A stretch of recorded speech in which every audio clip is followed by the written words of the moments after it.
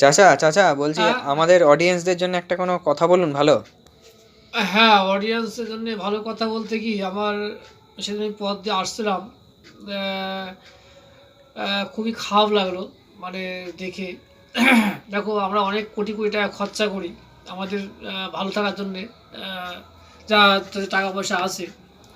কিন্তু দেখো কখনো কেউ ভেবেছে ভিখারিরা দেখো ঘুরে বেড়ায়, বিশেষ করে পাগলগুলো। ভিখারিরা তাও তো ভিক্ষা করে খায়, কিন্তু পাগলগুলো কী অবস্থা দেখো। তাদের কোনো মানে হুঁশবোধ নেই। এই শীতের মধ্যে তারা এখন কষ্ট পায়, না পায় খেতে, বা কারো দূর দূর কাছে গেলে পরে মানে তাড়িয়ে দেয়, এই যা ভাগ ভাগ ভাগ আনতে ভাগ। কিন্তু তারা যাবে কোথায়? কিন্তু একটা জিনিস খেয়াল লাগে, আমি দেখি এদের অসুখ বিসুখগুলো হয় না। দেখো ওরা যে পরিবেশে থাকে, আমি বিশেষ করে আমি একটা পাগলের কথা বলি, আমাদের বাতকুলাতেই আছে পাগলটা সেই।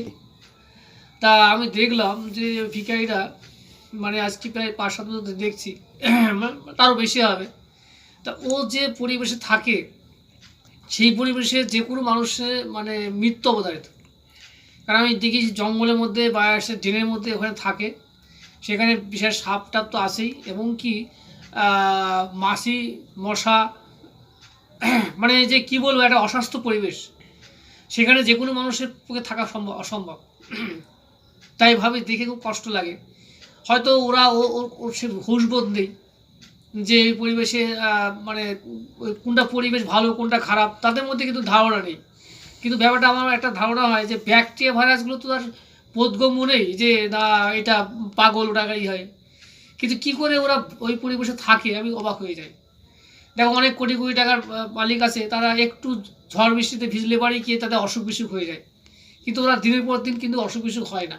হ্যাঁ, মানে এটা একটা অলৌকিক ক্ষমতা। তাই এদের জন্য যদি মানুষ যদি এগিয়ে আসতো একটু ভালো হতো, ওরা একটু ভালোভাবে থাকতে পারতো, খেতে পারতো। দেখো আমাদের অনেক কোটি কোটি টাকা নষ্ট হয়ে যায়, হ্যাঁ, কিন্তু তবু কিন্তু ওদের কথা আমরা ভাবি না। ওরা যদি কোনো কারোর খাবার বা দোকানে যায় কিংবা বাড়িতে যায়, তারা হচ্ছে। তা আমি জায়গায় এটা ছোট্ট একটা বক্তব্যের মধ্যে পেশ করছি, বলে তো আর শেষ করা যায় না। তা যাক, আমরা যদি সবাই ওদের প্রতি একটু সহানুভূতি হয়, তা ওরাও কিন্তু ভালোভাবে থাকে। এই শীতের মধ্যে অনেক ঠকঠক করে কাঁপে, কষ্ট পায়। দেখ তোমরা যে যেও পারো একটু সাহায্য করো, ঠিক আছে? তারা যদি ভালোভাবে থাকে, ঠিক আছে, ওনারা ভালো থাকলে আমরাও ভালো থাকবো। আর ঈশ্বরও মানে আমাদেরকে আশীর্বাদ করবে। তাকে এইভাবে আমরা বক্তব্য শেষ করছি, এখানে রাখছি।